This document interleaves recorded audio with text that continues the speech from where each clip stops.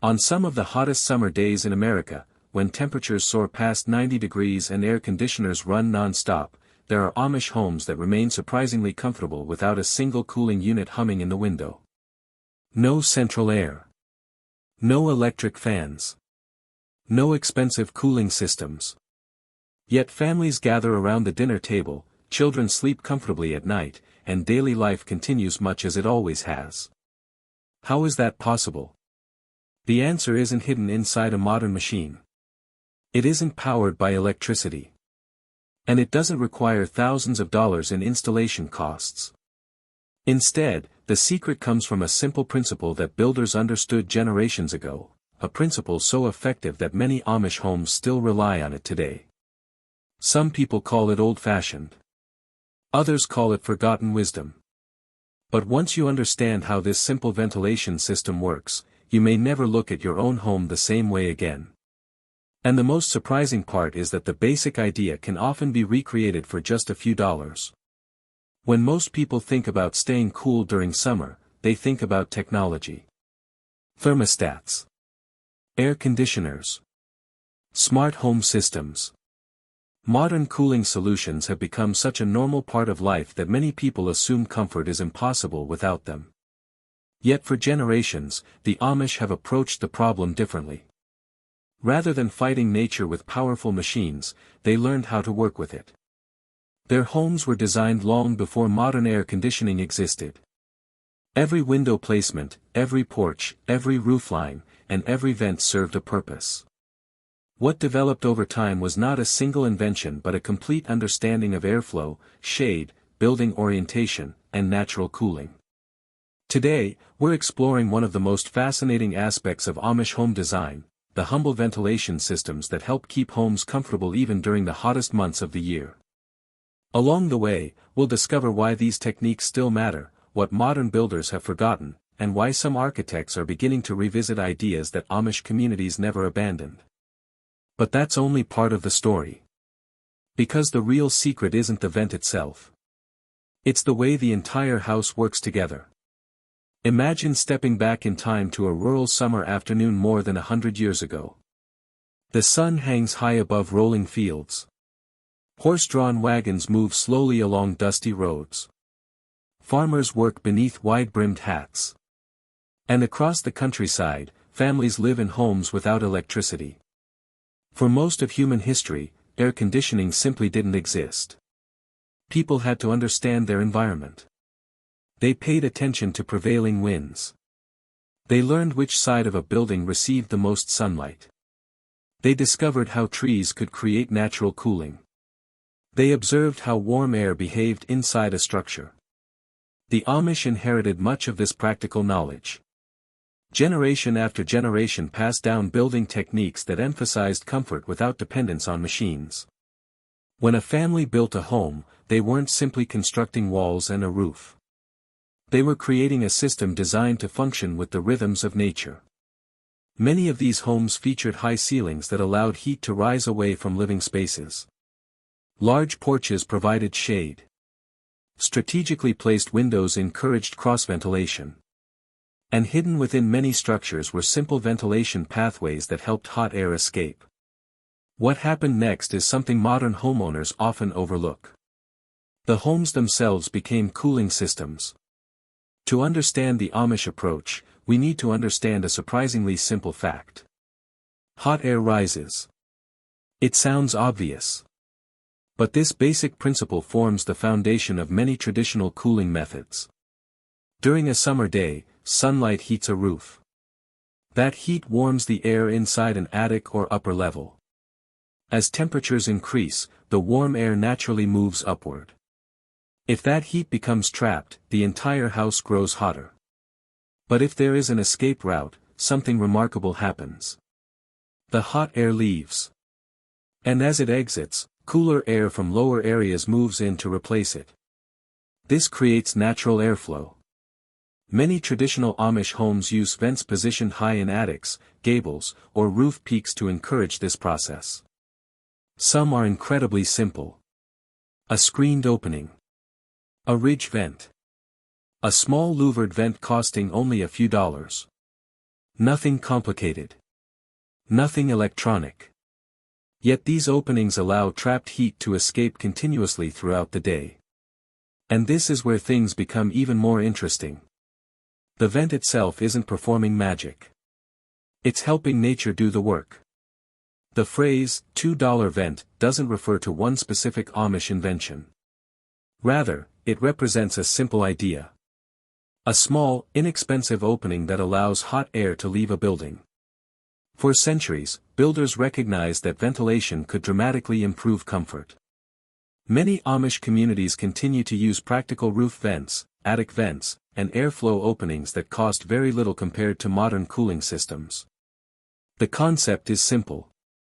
Without ventilation, attic temperatures can become extremely high. That trapped heat radiates downward into living spaces. Rooms become warmer. Sleep becomes more difficult. The entire house feels uncomfortable. But when hot air escapes through vents, attic temperatures can drop significantly. That reduction affects the rooms below. The result is often a noticeably cooler living environment. To outside observers, it may seem impossible. How can something so small make such a difference? Because the vent isn't removing all the heat. It's preventing heat from becoming trapped. That distinction matters. And it's one reason many traditional buildings remain surprisingly comfortable despite lacking modern technology. But the real Amish advantage goes much deeper than a single vent. Many people imagine Amish homes as simple structures built without much planning. The reality is very different. These homes often reflect generations of accumulated experience. Consider the placement of windows. In many traditional homes, windows are positioned to capture prevailing breezes. Openings on opposite sides encourage airflow through entire rooms. When evening temperatures drop, cool air can move naturally through the house. Then there are the porches. Wide porches aren't merely decorative. They create shade. They reduce direct sunlight striking exterior walls. They provide outdoor spaces where families can gather comfortably during warm weather. Trees also play an important role. Walk through Amish countryside during summer and you'll often notice mature shade trees surrounding homes. Their canopies block sunlight before it reaches roofs and walls. Nature becomes part of the cooling system. Even paint colors and building materials can influence indoor temperatures. Nothing exists in isolation. Every element contributes to comfort. And this holistic approach may be the greatest secret of all. Because while modern solutions often focus on adding more technology, Amish builders frequently focus on reducing the need for it in the first place. Preparation begins long before temperatures rise. Throughout the year, Amish families maintain their homes carefully. Roof systems are inspected. Ventilation openings are kept clear. Windows are repaired when needed. Shade trees are cared for and preserved. These small actions accumulate over time. When summer arrives, the house is ready. Many families also adapt their daily routines. Physical labor may begin earlier in the morning. Outdoor work often follows the cooler hours of the day. Meals can be planned around seasonal conditions. Windows may be opened strategically during cool mornings and evenings. Curtains can be used to block direct sunlight. These habits aren't dramatic. But together, they make a meaningful difference. Modern life sometimes encourages us to search for large solutions to every problem. The Amish often rely on dozens of small solutions working together. And that's where their resilience becomes especially visible. At first glance, it might seem that Amish cooling practices survive simply because communities resist modern technology. But that explanation misses something important. Many traditional cooling methods work because they are based on physical realities that never change. Heat still rises. Shade still blocks sunlight. Air still moves from high-pressure areas to low-pressure areas. Ventilation still removes trapped warmth. The laws of nature remain the same whether a home was built in 1820 or 2026. That's why architects, engineers, and energy-efficient home designers continue studying passive cooling techniques today. Around the world, builders are rediscovering concepts that traditional communities have used for generations. Natural ventilation, solar orientation, thermal mass, strategic shading, cross breezes. These ideas are not outdated. In many cases, they are becoming increasingly relevant.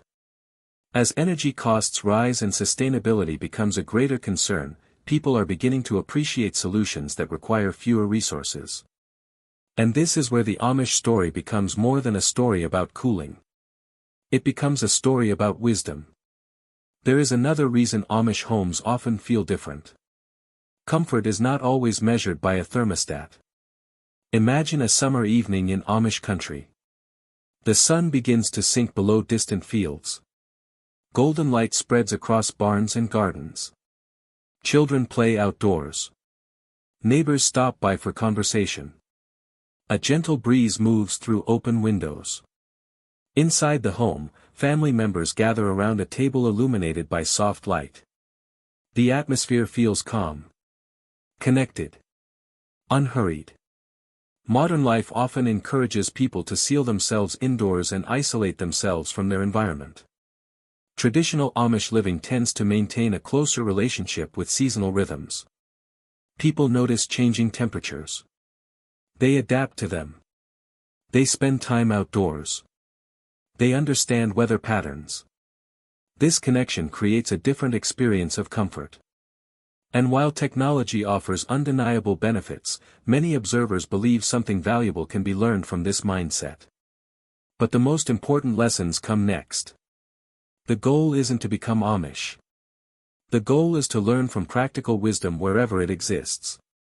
One lesson is preparedness. Small improvements made consistently over time often outperform emergency solutions. Another lesson is simplicity. Sometimes the most effective answer isn't the most complicated one. A properly placed vent, a shade tree, or an open window can sometimes accomplish more than people expect. There's also the lesson of observation. The Amish traditionally pay close attention to how things work. They study weather, buildings, land, seasons. This awareness helps them solve problems with fewer resources. Perhaps the most valuable lesson is resilience. Communities become stronger when they are less dependent on a single system. When people possess practical knowledge, they gain flexibility. They gain confidence. And they gain options. These principles apply far beyond cooling a home. They apply to everyday life. The story of the Amish and air conditioning is not really about avoiding technology. It's about understanding fundamentals. Long before modern cooling systems existed, people learned how to work with nature rather than against it. They built homes that breathed. They created shade where it mattered. They encouraged airflow. They observed patterns that many people eventually forgot. The humble vent at the center of this story may seem insignificant. Just a small opening in a roof or wall. Yet it represents something much larger. A reminder that simple solutions can sometimes solve surprisingly complex problems. A reminder that wisdom doesn't always arrive in the newest package. And a reminder that comfort often begins with understanding the world around us. Perhaps that's why, on the hottest days of summer, some Amish homes remain remarkably comfortable, not because they possess secret technology, but because generations of experience taught them how to use nature itself as part of the design. And in a world constantly searching for the next innovation, that may be one of the oldest and most valuable lessons of all. Thank you for watching. If you enjoyed learning about Amish life and hidden traditions that most people never see, be sure to subscribe and join us for more fascinating stories from beyond the Amish world.